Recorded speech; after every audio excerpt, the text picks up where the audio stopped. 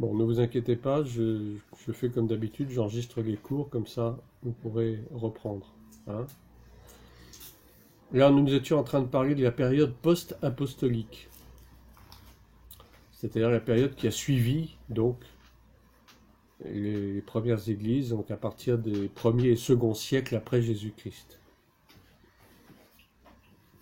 On a trois personnages même importants.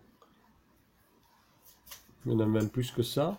On va vite résumer pour ne pas faire non plus trop de rappel historique. Mais pour votre information, c'est tout de même intéressant. On a eu un personnage qui s'appelle Justin Martyr. Justin Martyr, qui a vécu entre 108 et 180. Qui a donc écrit ceci: si vous désirez la preuve que l'Esprit de Dieu est venu chez nous, venez donc à l'une de nos réunions et vous verrez comment les démons sont chassés, les malades guéris, vous entendrez les gens parler des langues nouvelles et prophétiser. Vous n'êtes pas obligé de prendre les citations. Donc si vous voulez, vous les reprendrez dans l'enregistrement. Hein. Après, on a eu Irénée, qui était un homme, donc un chrétien qui vivait à Lyon, qui a vécu entre 115 et 202, donc entre le second et le troisième siècle, qui a écrit ceci: de la même manière, nous entendons aussi dans l'Église tant de nos frères qui ont le don de prophétie, qui par le Saint-Esprit parlent diverses langues, et qui, pour l'édification des autres, et j'insiste là-dessus, l'édification des autres, c'est pas pour soi-même, mettent en lumière ce qui est caché et proclament les mystères de Dieu. On a un troisième personnage qui s'appelle Tertullien. Tertullien, ça s'écrit T-E-R-T-U-2-L-I-E-N. Tertullien, qui est un saint aussi, qui a vécu entre 160 et 220.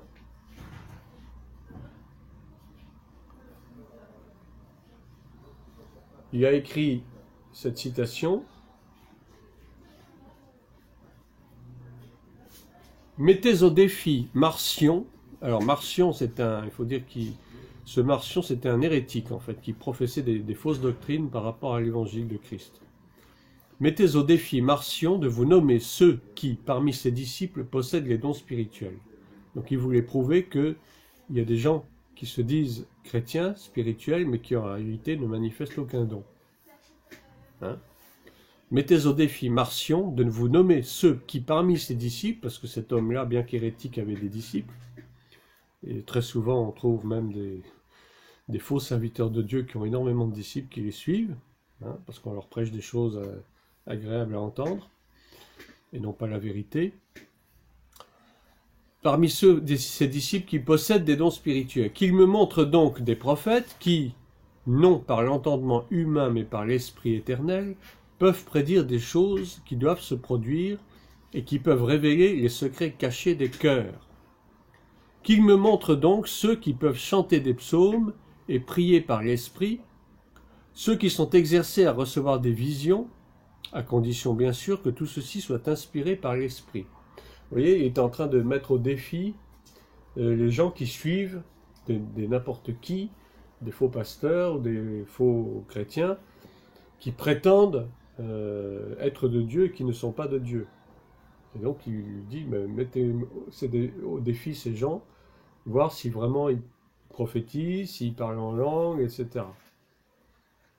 Tout ça pour dire qu'il ne faut pas suivre n'importe qui. Ensuite, on a eu un autre personnage, deux autres même, un certain Chrysostome. Chrysostome, ça s'écrit C-H-R-Y-S-O-S-T-O-M-E. Chrysostome, qui a vécu entre 347 et 407, donc on saute déjà pratiquement 2 siècles, on arrive au 5e siècle. Et Augustin, le fameux saint Augustin, que beaucoup connaissent, dont les dates sont 354-430. Et je résume, il confirme simplement que les dons spirituels se manifestaient déjà aussi à leur époque. C'est donc pas seulement une affaire d'église primitive, Beaucoup même aujourd'hui disent que non, les dons spirituels c'était valable du temps des apôtres et que maintenant ça n'existe plus. Qu'on ne peut plus guérir les malades, qu'on ne parle plus en langue. Certaines assemblées prétendent que les dons spirituels c'est périmé. Eh bien justement non, je peux vous prouver que ça n'est pas périmé. La preuve, on a vu des guérisons dans l'église, on entend des gens qui parlent en langue. Il y a des tas de choses qui se passent dans le corps de Christ qui prouvent que les dons spirituels sont toujours d'actualité. Et notre travail à nous, en tant que chrétiens, eh bien, c'est de les mettre en œuvre pour notre propre vie, mais surtout pour l'édification des autres. Alors, je ne vais pas faire trop d'énumérations historiques, parce qu'il y en aurait beaucoup. Je peux peut-être en citer encore un ou deux. On parle beaucoup, je ne sais pas, vous avez entendu parler des Huguenots. Les Huguenots qui ont vécu entre le XVIe et le XVIIe siècle, et les protestants des Cévennes, de la région des Cévennes, donc en France, les Cévenols donc. Et ces gens-là étaient des disciples de Christ, de véritables disciples de Christ, qui ont d'ailleurs été massacrés pour beaucoup par les tribunaux de l'Inquisition papale. Ils ont été torturés, massacrés, mis à mort pour leur foi. C'était les premiers grands martyrs chrétiens de France. Donc les Vaudois, ceux du pays de Vaud, en Suisse, et puis du Piémont, c'est-à-dire d'Italie. Au XIe et XIIe siècle. Ensuite, il y a eu les Huguenots au XVIe et XVIIe siècle en France, et les Cévenols, donc les protestants des Cévennes. Et tous ces gens-là parlaient en langue, prophétisaient, avaient les dons de guérison, les dons d'enseignement, ils prêchaient, et faisaient l'expérience de nombreux miracles. Alors on va voir que tout cela, ça se passait parce que, à l'époque, ces premiers chrétiens, je dirais, avaient un cœur sincère vis-à-vis de Dieu. Et surtout, ils menaient des vies de sanctification, ce qui n'est plus trop le cas à notre époque. Alors justement, pourquoi tous ces dons sont-ils beaucoup moins présents à notre époque, dans nos églises? Parce qu'il faut bien reconnaître les choses. Est-ce qu'on voit encore beaucoup de ces dons exercés dans le corps de Christ aujourd'hui? C'est la question que je pose. À votre avis? Et quelle est la raison justement de ce manque, je dirais? Donc pourquoi ces dons sont-ils absents de certaines de nos églises actuelles? Eh bien déjà parce que il y a beaucoup d'enseignants qui disent que ces dons n'étaient nécessaires qu'à l'époque des apôtres pour la fondation de l'Église et que par conséquent, à présent, ils n'ont plus tellement d'utilité. Ils sont superflus même. Mais il n'y a aucune preuve biblique, qui justifierait une telle affirmation. Les dons spirituels ne sont pas uniquement valables à l'époque des apôtres, ils sont toujours valables, simplement ils ne sont plus exercés comme ils le devraient, ce qui est différent. Dans Romains 11, 29, l'apôtre Paul déclare ceci: Dieu ne reprend pas ses dons. Il ne les a pas institués pour une époque donnée, ni par préférence pour telle ou telle personne, mais ils sont destinés à tous ceux qui les demandent. Et on va lire, si vous voulez bien, Éphésiens 6, verset 9.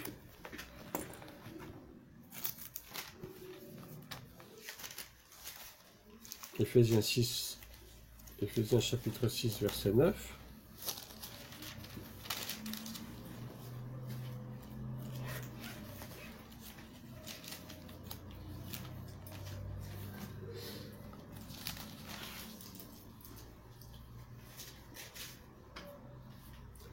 Pour vous montrer que Dieu ne fait exception de personne, particulièrement pour ce qui est des dons spirituels.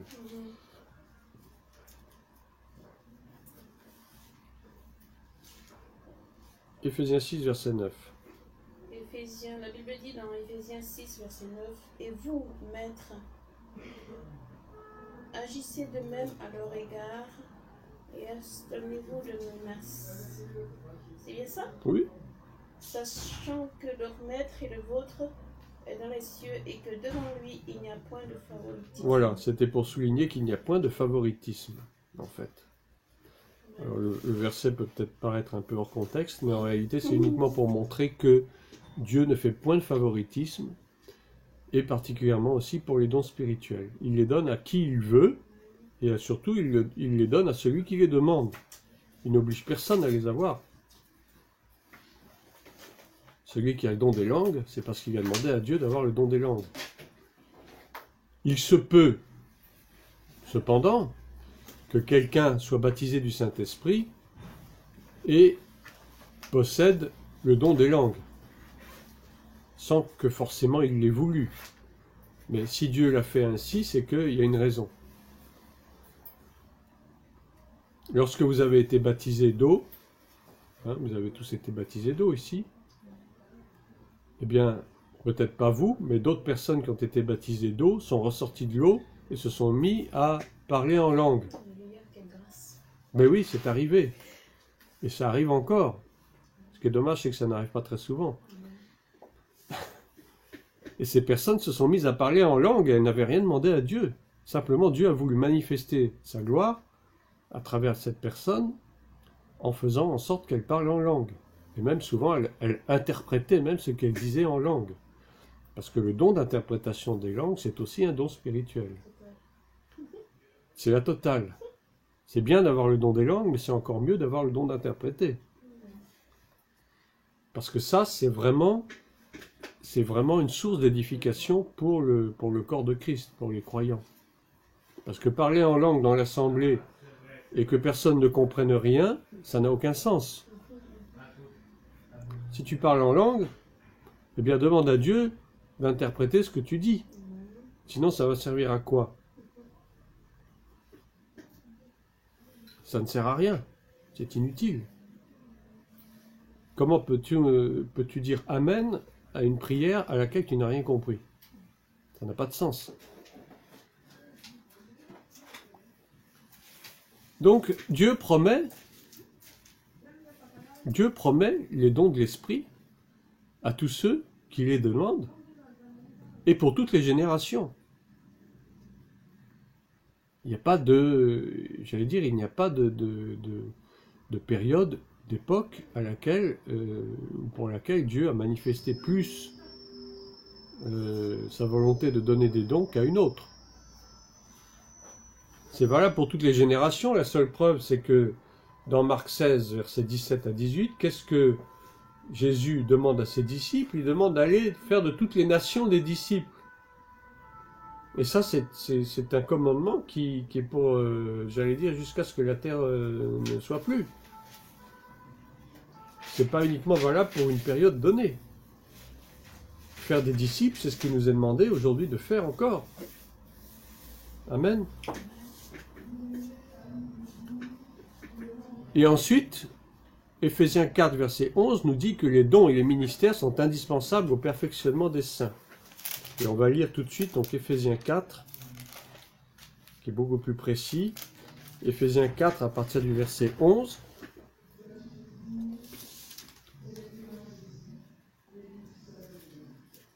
Par rapport donc au ministère, mais aussi aux dons. Éphésiens 4, verset 11. Je lis la parole de Dieu dans Éphésiens 4, verset 11. Et il a donné les uns comme aux apôtres, les autres comme prophètes, les autres comme évangélistes, les autres comme pasteurs et docteurs. Je continue. Oui. Pour le perfectionnement des saints en vue de l'œuvre du ministère et de l'édification du corps de Christ, jusqu'à ce que nous soyons tous parvenus à l'unité de la foi, de la connaissance du Fils de Dieu, à l'état d'homme fait à la mesure de la stature parfaite de Christ, afin que nous ne soyons plus des enfants flottants et emportés à tout vent de doctrine, par la tromperie des hommes, par leur ruse, dans tous les moyens de séduction, mais que, professant la vérité, dans la charité, nous croissions à tout égard en celui qui est le chef, Christ. Amen. Amen. Voilà. Donc certains disent que l'Église primitive avait besoin de ces dons pour être conduite et dirigée, parce qu'à l'époque, elle ne disposait pas des écrits du Nouveau Testament. Mais en réalité, si on lit bien attentivement notre Bible, eh bien déjà dans l'Église primitive, c'est-à-dire l'Église des apôtres, ils sondaient déjà les Saintes Écritures, c'est-à-dire l'Ancien Testament, puisqu'ils n'avaient que ça à l'époque, c'est-à-dire tout ce qui concerne la Bible hébraïque, celle que nous appelons le Tanakh, le Tanakh, c'est-à-dire la Torah. Je vous rappelle ce que c'est que la Torah. Vous savez? Oui, mais plus précisément. Il y a combien de livres dans la Torah?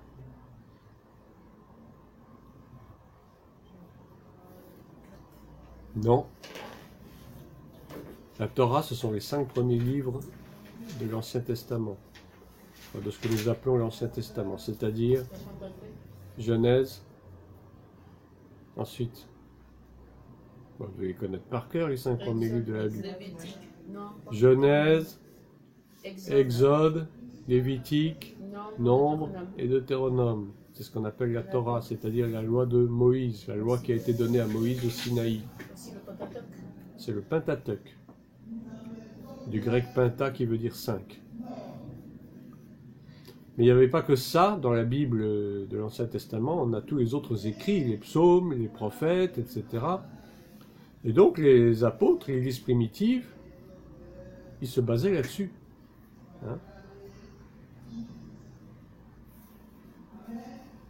Et pourtant, ils manifestaient déjà ce qu'on appelle les charismes, c'est-à-dire les dons spirituels que Dieu leur avait accordés.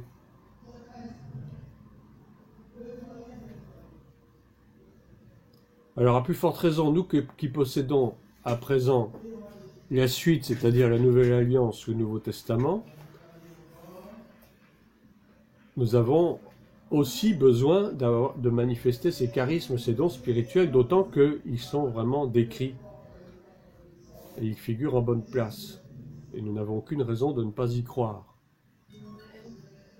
Depuis la Pentecôte, c'est-à-dire depuis le jour où le Saint-Esprit est descendu sur les apôtres, eh bien, ces charismes se sont manifestés d'une façon puissante, totale et définitive. Amen. Mais pour pouvoir exercer les dons spirituels, eh bien, il faut au préalable être baptisé du Saint-Esprit, bien entendu. Alors, on a le baptême d'eau, qui est le premier baptême, qui est un baptême de repentance, par lequel vous êtes tous passés. Mais on a aussi le baptême du Saint-Esprit. Le baptême du Saint-Esprit, c'est celui qui nous permet d'exercer justement les dons spirituels. Ce baptême du Saint-Esprit, ça ne demande pas des cérémonies spéciales. Ce baptême du Saint-Esprit, c'est à nous de le demander au Seigneur, de nous l'accorder. Amen. Et pour ça, il faut que nous puissions avoir une vie vraiment consacrée au Seigneur. Sans baptême du Saint-Esprit, il n'y a pas de don spirituel qui puisse se manifester d'une façon visible. Amen. Donc maintenant, puisque nous parlons du baptême dans le Saint-Esprit, nous allons voir un petit peu les dons de l'Esprit et la vie de l'Esprit à travers la nouvelle naissance et donc le baptême dans le Saint-Esprit. Alors nous savons ce que c'est que la nouvelle naissance, normalement. Qu'est-ce que c'est que la nouvelle naissance? Quelqu'un peut me dire rapidement, en quelques mots, ce qu'est la nouvelle naissance? D'abord, je vous pose la question, êtes-vous né de nouveau? Oui. Comment le savez-vous? Parce que j'ai été baptisée. Ouais, mais seulement? Normalement. Est-ce que c'est le baptême seulement qui est la nouvelle naissance? On a accepté Christ comme le Seigneur et Sauveur. Déjà, pour commencer. C'est la première des choses. Parce que tu peux avoir été baptisé sans avoir accepté Christ au préalable, mais ça n'a aucun sens. Donc déjà accepter Christ comme Seigneur et Sauveur, se repentir de ses péchés, et effectivement être baptisé d'eau. Bien. Ça, c'est déjà le préalable. Mais ça ne suffit pas. Si on veut aller plus loin, il faut aller chercher autre chose. Ben, c'est là que la vie dans l'esprit est importante, la vie de l'esprit. Parce que dès lors que nous sommes nés de nouveau, effectivement, le Saint-Esprit vient habiter en nous, vient envahir nos cœurs, je dirais, envahir entre guillemets, pour faire de nous des nouvelles créatures, afin que nous ayons ce que la Bible appelle la stature parfaite de Christ. Et que Christ vit en nous, par son esprit bien sûr, pour faire de nous des disciples. Et tout cela suppose que nous ayons une vie spirituelle. Or, qui dit vie spirituelle, dit vie par l'esprit. Amen. La nouvelle naissance, c'est quelque chose qui est surnaturel en réalité. C'est la naissance d'en haut. On en a déjà parlé dans de précédents cours. La naissance d'en haut, c'est, souvenez-vous du passage de Jean à propos de Nicodème. C'est dans Jean chapitre 3. L'histoire de Nicodème, c'est la première fois dans le Nouveau Testament où on nous parle de nouvelle naissance. Et c'est Jésus lui-même qui en parle. C'est donc pas une invention, c'est quelque chose de réel. Jésus lui-même parle de nouvelle naissance. Et la nouvelle naissance, c'est la naissance d'en haut. C'est plus la naissance d'en bas, la naissance terrestre, mais c'est la naissance céleste, d'origine spirituelle et divine. Donc la nouvelle naissance, qui est d'origine surnaturelle, ne pas confondre avec le baptême dans le Saint-Esprit. Ce sont deux choses différentes. Le baptême dans le Saint-Esprit, ça vient après. Mais il faut déjà qu'on soit né de nouveau, c'est-à-dire né d'en haut. C'est-à-dire né de l'eau et de l'Esprit. Amen. Si vous vous souvenez plus, relisez l'histoire de Jésus et de Nicodème, où Jésus lui explique ce que c'est vraiment que la nouvelle naissance. Donc, par la nouvelle naissance, on devient déjà enfant de Dieu. Mais on ne va pas rester au stade d'enfant. Il faut essayer d'aller plus loin. Et pour aller plus loin, eh bien, il nous faut le baptême de l'Esprit, afin de devenir serviteur de Dieu. Du stade d'enfant, nous allons passer au stade de serviteur. Et pour être un serviteur de Dieu efficace, eh bien, il est nécessaire de passer par le baptême de l'Esprit. Alors, dans l'Église primitive, telle qu'on nous en parle dans Actes des Apôtres, ces deux expériences étaient pratiquement simultanées. Ou du moins, elles étaient très proches l'une de l'autre. Si on lit par exemple Actes des Apôtres au chapitre 10, on va le lire rapidement. Donc Acte 10, verset 44. La Bible dit dans Acte 10, verset 44, « Comme Pierre prononçait encore ces mots, le Saint-Esprit descendit sur tous ceux qui écoutaient la parole. » Voilà. Comme Pierre prononçait encore ces mots, donc Pierre était parti évangéliser la famille d'un centurion qui s'appelait Corneille. Vous connaissez l'histoire. Qui étaient donc des citoyens romains, des païens, des non-juifs. Et c'est la première fois qu'un disciple de Christ va apporter l'évangile à des non-juifs, ceux qu'on appelle païens. Et donc, Pierre a prêché l'évangile, et aussitôt, nous dit la Bible, le Saint-Esprit est descendu sur tous ceux qui écoutaient. Il n'y a même pas eu besoin du baptême tout de suite. Et là, c'est l'inverse un peu qui s'est produit, parce qu'après, on voit que le baptême d'eau a été fait après. Peut-on refuser, quand on voit au verset 47, Pierre dit, peut-on refuser l'eau du baptême à ceux qui ont reçu le Saint-Esprit aussi bien que nous? Donc vous voyez, Dieu fait un peu comme il veut, hein. Il n'est pas forcé de commencer par le baptême d'eau. Là, il a commencé par le baptême de l'Esprit. Et ensuite, il y a eu le baptême d'eau. Alors pourquoi le Saint-Esprit est-il descendu aussi vite, je dirais, sur ces personnes? Eh bien, tout simplement parce que ces personnes avaient un cœur disposé à entendre la parole de Dieu. Pierre a prêché la parole de Dieu à des gens qui étaient ouverts, qui avaient demandé quelque chose de la part de Dieu. Et il y a eu une semence qui a été versée dans le cœur de ces gens, et cette semence est tombée dans de la bonne terre. Ça va. Par conséquent, le Saint-Esprit est descendu sur toutes ces personnes. Et c'est par la suite. Comment? Oui.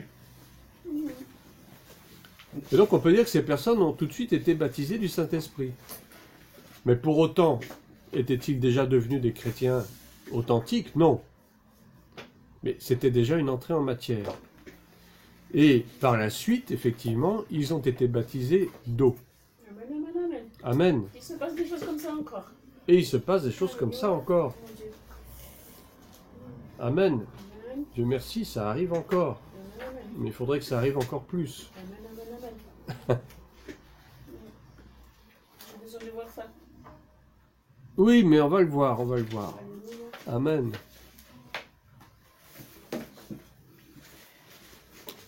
Nous pouvons recevoir le baptême dès que nous nous convertissons, comme le montre Acte 2, verset 38, qui le dit, je vous ne lisais pas, repentez-vous et vous recevrez le don du Saint-Esprit.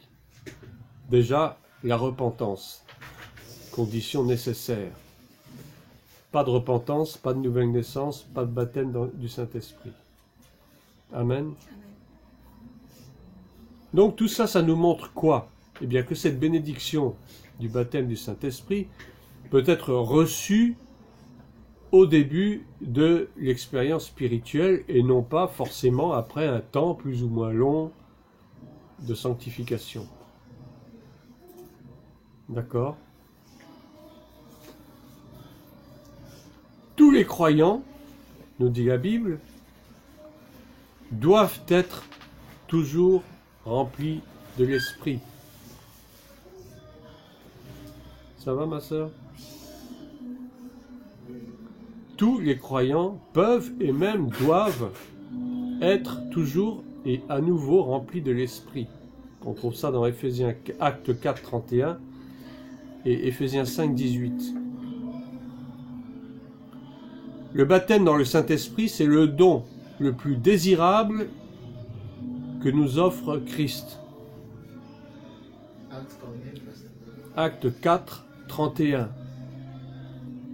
et Éphésiens 5, 18. Je dis donc que le baptême dans le Saint-Esprit, c'est la chose la plus désirable que nous puissions demander au Seigneur. Et ce n'est pas en fonction de nos mérites qu'il nous l'accorde, ni par je ne sais quelle pratique, par quelle cérémonie de je ne sais quoi.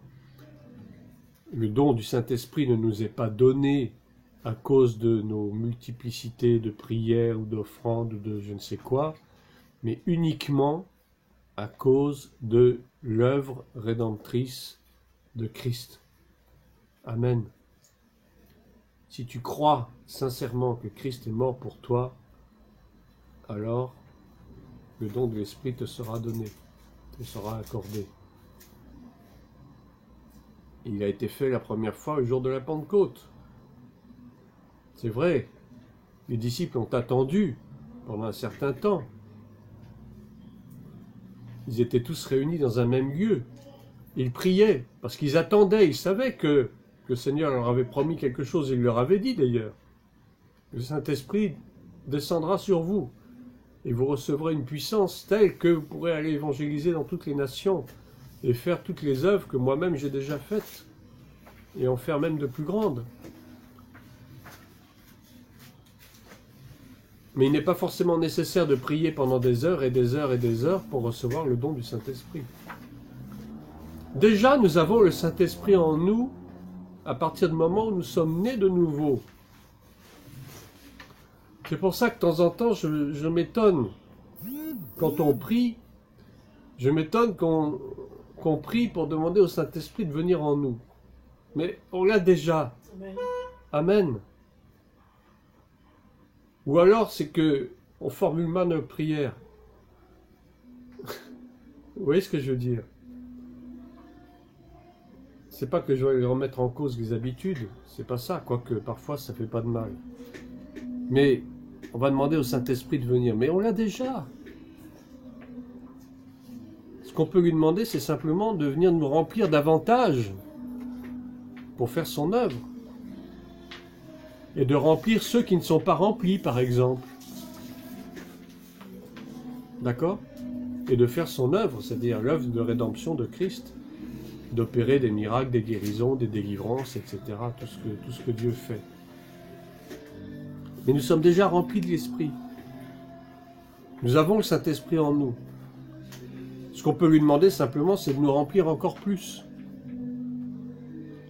Parce que parfois, on peut être simplement qu'à 30%, 50%, 70%, et lui demander d'être rempli à 100%. Et c'est là que la prière en langue est importante. Quand on prie en langue, on se remplit du Saint-Esprit. On s'édifie soi-même. On parle à Dieu. Amen. Qui parle en langue ici? Léon, tu parles pas en langue? Le Seigneur m'a fait la grâce, oui. Oui? Le diacre, tu parles en langue? Oui? C'est bien.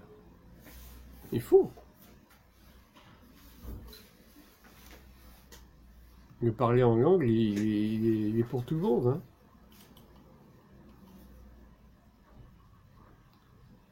Alors, qu'est-ce qui se passe?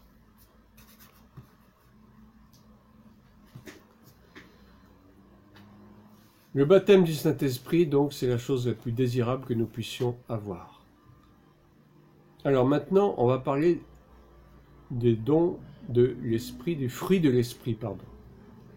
Parce qu'il y a les dons de l'Esprit, mais il y a aussi le fruit de l'Esprit. Ce qui est différent. Les dons de l'Esprit, on les trouve dans 1 Corinthiens 12, versets 7 à 11.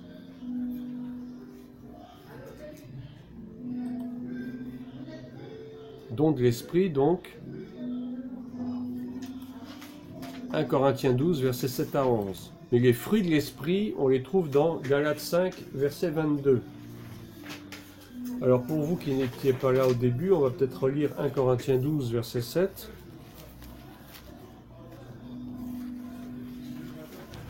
« 1 Corinthiens chapitre 12, à partir du verset 7. Ce sont les dons de l'Esprit. Différents du fruit de l'Esprit, j'insiste, on va voir pourquoi après. Et le fruit de l'Esprit, il y a 9 manifestations du fruit de l'Esprit. À chacun, la manifestation de l'Esprit est donnée pour l'utilité commune. En effet, à l'une est donnée par l'Esprit une parole de sagesse. Parole de sagesse, 1. À une autre, une parole de connaissance. Parole de connaissance, 2. Selon le même esprit. À une autre, la foi. Foi, 3. Par le même esprit. À une autre, le don de guérison. 4. Guérison. Par le même esprit. À une autre, le don d'opérer des miracles. Le don des miracles, À 5. une autre, la prophétie. 6. À une autre, le Discernement discernement des esprits, à 7. une autre, la diversité La diversité des langues, 8. diversité des langues. À une autre, l'interprétation des langues. 9. Un seul et même esprit opère toutes cette choses, et distribuant à chacun en particulier comme il veut. Amen. Donc vous avez vu, il y a 9 dons particuliers. Et maintenant nous allons lire Galates 5, verset 22, pour ce qui est du fruit de l'Esprit. Alors on dit couramment les fruits de l'Esprit, mais en réalité c'est pas les fruits, enfin si vous voulez, mais C'est le fruit de l'esprit qui se manifeste de plusieurs façons. Galates 5, verset 22. Galates 5, 22, la Bible dit, mais le fruit de l'esprit. Ah, il dit bien le fruit de l'esprit. Le fruit de l'esprit, c'est l'amour, la 1, joie, 2, la paix, 3, la patience, 4, la bonté, 5, la bienveillance, 6, la foi, 7, la douceur, 8, la maîtrise de soi. 9. La loi n'est pas contre ces choses. Voilà, il y a aussi 9 manifestations du fruit de l'esprit. Donc à ne pas confondre avec les dons de l'esprit qui sont aussi au nombre de 9. Amen. Le fruit de l'esprit, donc différent des dons, le fruit c'est la conséquence directe de, j'allais dire, notre niveau spirituel personnel. Ce fruit de l'esprit est donc soumis aux lois de la croissance spirituelle qui nous est particulière. Amen. C'est-à-dire que plus nous croîtrons spirituellement, plus le fruit sera manifeste en nous. Amen. Mais par contre, ce qui est des dons de l'esprit, ils sont reçus directement de Dieu. Par nature, ils sont donc parfaits et achevés. Tandis que le fruit de l'esprit dépend en réalité de notre conduite, de notre façon de vivre, et donc de notre état spirituel en général. Et plus notre état spirituel sera satisfaisant, et plus facilement et naturellement nous pourrons manifester le fruit de l'esprit dans ses différentes composantes. Amen. Vous voyez la différence. Le don de l'esprit il est forcément parfait puisqu'il vient directement de Dieu. Donc il n'a pas à être remanié ou à être perfectionné d'une certaine manière, tandis que le fruit de l'esprit, c'est quelque chose qui demande du travail de notre part. C'est très important de comprendre cette différence. L'amour, par exemple, je prends un exemple, l'amour qui est quelque chose d'extrêmement précieux, ni aucun autre fruit de l'esprit ne pourra être appelé un don spirituel. Pourquoi? Parce qu'il porte des caractéristiques essentielles d'un fruit, c'est-à-dire qu'il est la conséquence naturelle de la vie que Dieu nous donne. Ça va? L'amour, ça ne peut pas être un don spirituel.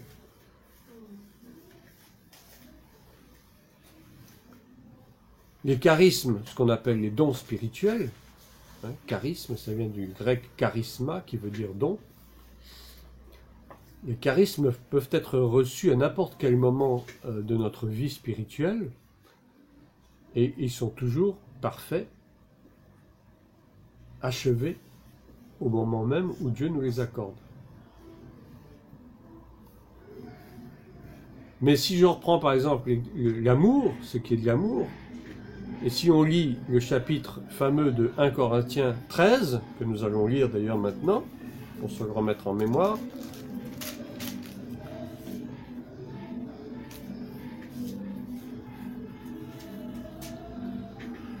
« 1 Corinthiens chapitre 13 »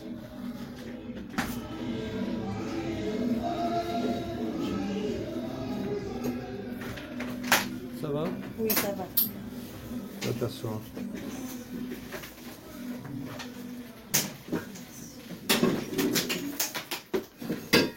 C'est là qu'on va voir à travers donc 1 Corinthiens chapitre 13 que l'amour c'est quelque chose de perfectible.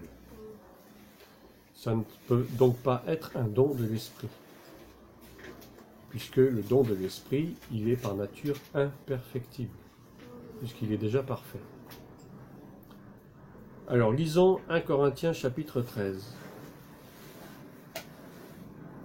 La Bible dit dans 1 Corinthiens 13, chapitre 13, « Quand je parlerai des langues des hommes et des anges, si je n'ai pas l'amour, je suis un airain qui résonne ou une cymbale qui retentit. Et quand j'aurai le don de prophétie, la science de tous les mystères, de toute la connaissance, quand j'aurai même toute la foi jusqu'à transporter les montagnes, si je n'ai pas l'amour, je ne suis rien. Et quand je distribuerai tous mes biens pour la nourriture des pauvres, quand je livrerai même mon corps pour être brûlé, si je n'ai pas l'amour, cela ne me sert à rien.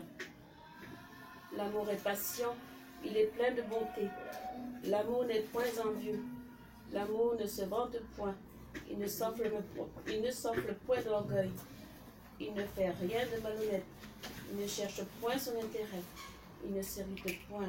Il ne soupçonne point le mal. Il ne se réjouit point de l'injustice, mais il se réjouit de la vérité. Il excuse tout, il croit tout, il espère tout, il supporte tout. Bien, on va s'arrêter là. Donc vous avez vu, là, l'apôtre parle de l'amour. Mais il parle aussi en même temps des dons.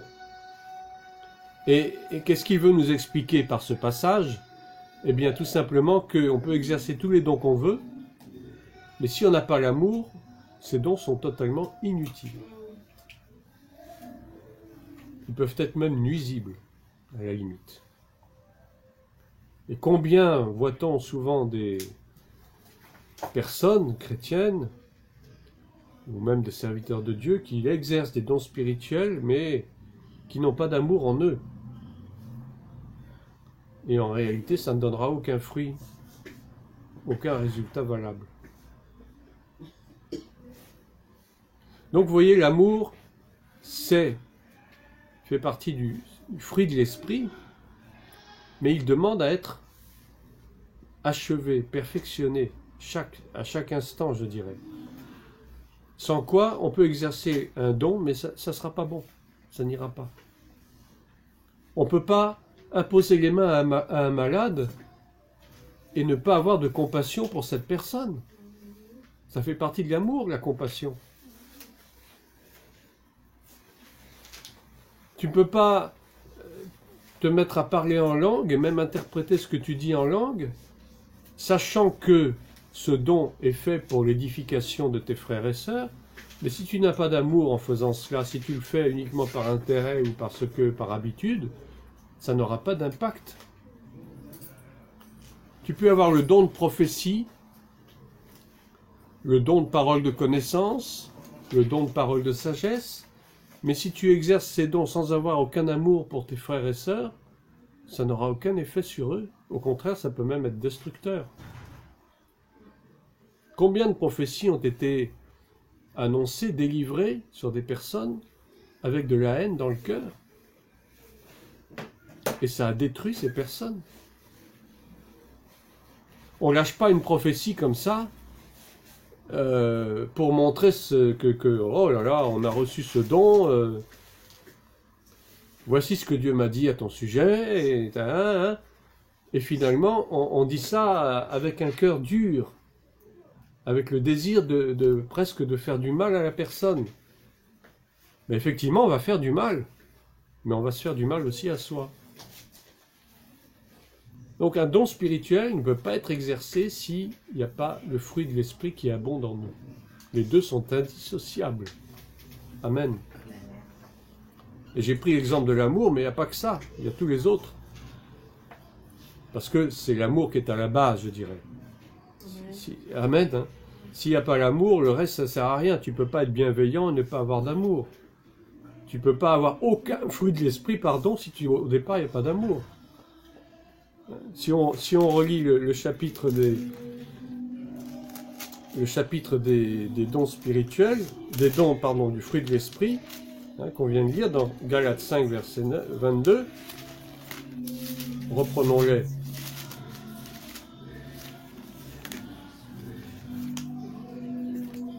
Galates 5, verset 22.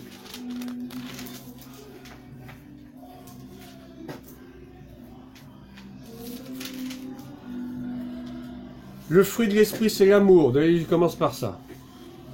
La joie. Est-ce qu'il y a de la joie sans amour?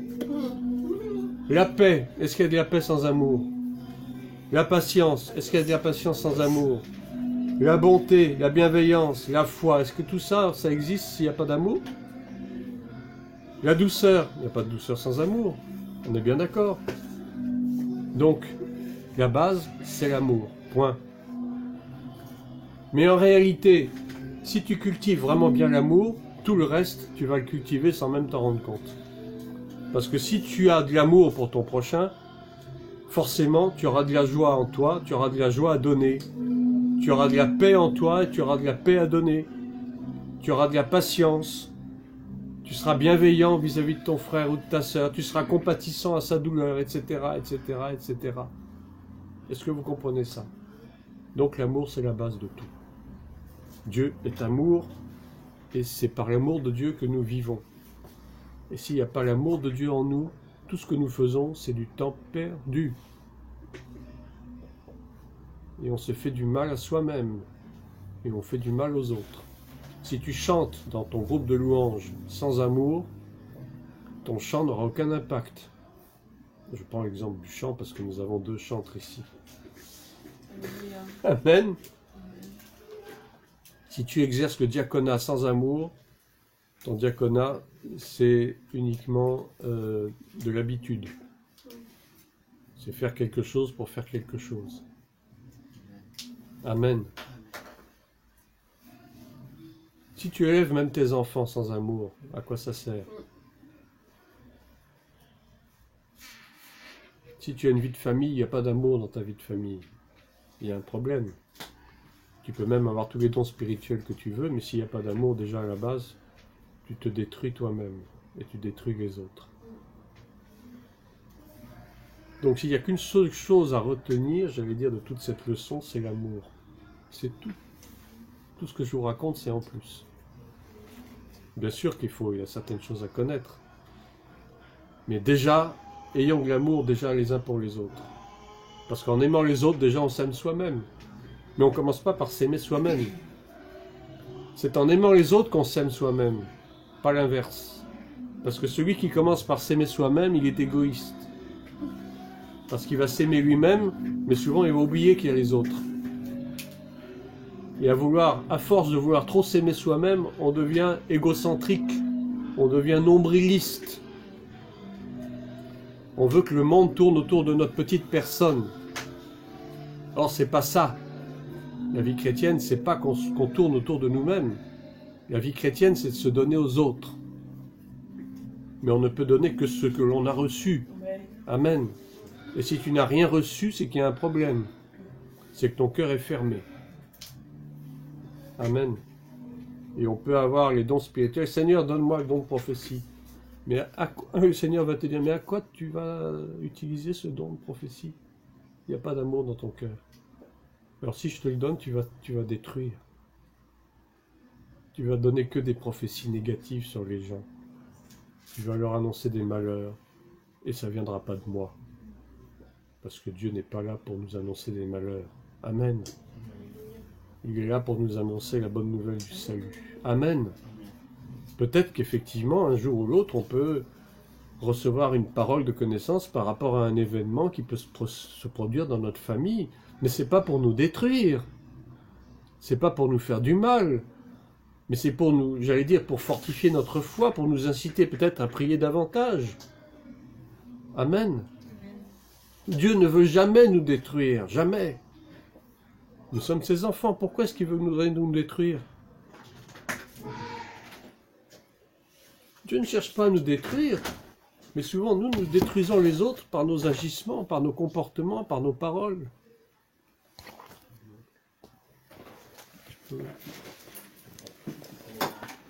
Il n'y a aucun don sans amour. L'amour, c'est la base de tout. Amen.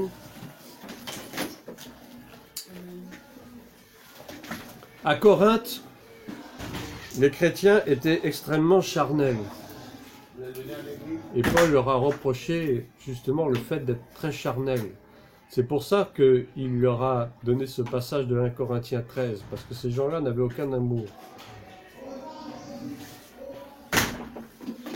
Et ils avaient pourtant des dons spirituels. Dieu leur avait accordé des dons spirituels. Mais ces dons spirituels ne pouvaient être vraiment bien exercés que s'il y avait de l'amour. Or, souvent, ils ne manifestaient pas assez d'amour. Donc, l'apôtre Paul les a encouragés à avoir davantage d'amour les uns envers les autres. Autrement, ces dons sont parfaitement inefficaces. Et ce n'est pas parce que nous avons un don spirituel, un don surnaturel, que nous sommes forcément plus spirituels qu'une autre personne. Ça n'a rien à voir. On ne mesure pas notre degré de spiritualité au don que nous avons reçu. Quelqu'un peut avoir simplement un don. Le don de chanter, c'est pas pour autant qu'elle sera plus ou moins spirituelle qu'une autre qui a par exemple reçu le don de prophétie. Vous n'allez pas comparer vos dons quand même. Ça n'a aucun sens. Il n'y a pas un don qui est meilleur qu'un autre. Et malheureusement, c'est ce qui se passe parfois dans l'Église. Oh, vous savez, la sœur un tel a un don de prophétie, oh là là. Moi, j'ai pas ce don-là, vraiment, Dieu ne veut pas m'utiliser. C'est ridicule. Complètement ridicule. Dieu nous utilise selon sa volonté. Mais s'il nous met quelque chose en nous, c'est à nous de faire fructifier la chose, c'est pas à lui. Et si nous voulons, nous réclamons à Dieu un don spirituel, qu'il nous l'accorde. Mais ce don, si on ne le fait pas fructifier, il va disparaître. Tu as le don de chanter, et les chantres que vous êtes amenés à prophétiser aussi, parce que le chant, c'est aussi une prophétie. Vous savez que quand vous chantez, surtout dans les chants d'adoration, vous pouvez provoquer des guérisons. Amen. Vous pouvez prophétiser aussi en chantant. Prophétie, c'est pas simplement dire ainsi Dieu m'a dit, Dieu ainsi parle l'Éternel. Bon, ça c'est bien gentil, mais n'importe qui peut dire ça. Mais le chant, c'est une prophétie. L'enseignement, la prédication de la parole de Dieu, c'est une manière de prophétiser aussi. Prophétie, c'est quoi? C'est parler de la part de Dieu, tout simplement. La prophétie, c'est parler de la part de Dieu. C'est pas forcément dire des choses extraordinaires auxquelles on ne s'attend pas. Tu vas te marier dans 3 mois et 6 jours, et puis si ça se trouve, ça va même pas se produire. Parce que ça vient pas de Dieu. C'est pas ça la prophétie. Amen. Si vous voulez des prophéties, ben prenez votre Bible. C'en est rempli. Amen. Prenez l'exemple de Balaam. Vous connaissez l'histoire de Balaam. Au départ, c'était vraiment un merveilleux prophète que Dieu utilisait. Ben oui. Mais il était charnel. Il était charnel. C'est dans Nombre 22 à 24. Il n'avait aucun amour. La seule preuve, on lui a demandé de maudire le peuple d'Israël. Mais il a hésité longtemps.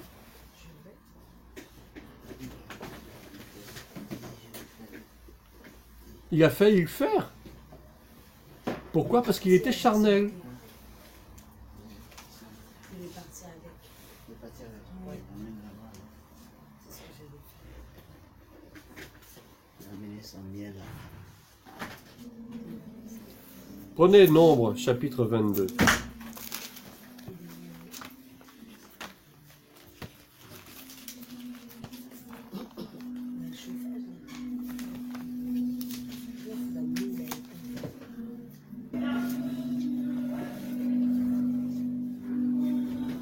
Je lis. Balak, fils de Tsippor, vit tout ce qu'Israël avait fait aux Amoréens. Et Moab fut très effrayé en face d'un peuple aussi nombreux. Il fut saisi de terreur en face des enfants d'Israël. Moab dit aux anciens de Madian, « Cette multitude va dévorer tout ce qui nous entoure, comme le bœuf broute la verdure des champs. » Balak, fils de Tsippor, était alors roi de Moab. Il envoya des messagers auprès de Balaam, fils de Béor, à Pétor, sur le fleuve, dans le pays des fils de son peuple, afin de l'appeler et de lui dire, « Voici, un peuple est sorti d'Égypte, il couvre la surface de la terre, et il habite vis-à-vis de moi. Viens, je te prie, Maudis-moi ce peuple, car il est plus puissant que moi. Peut-être ainsi pourrais-je le battre et le chasserai-je du pays, car je sais que celui que tu bénis est béni, et que celui que tu maudis est maudit. » Les anciens de Moab et les anciens de Madian partirent, ayant avec eux des présents pour le devin. Et le prophète, on l'appelait le devin à l'époque. Parfois même, on l'appelait le voyant. Ils arrivèrent auprès de Balaam et lui rapportèrent les paroles de Balak. Balaam leur dit, « Passez ici la nuit, et je vous donnerai réponse d'après ce que l'Éternel me dira. » Il a été sage quand même pour commencer. Et les chefs de Moab restèrent chez Balaam.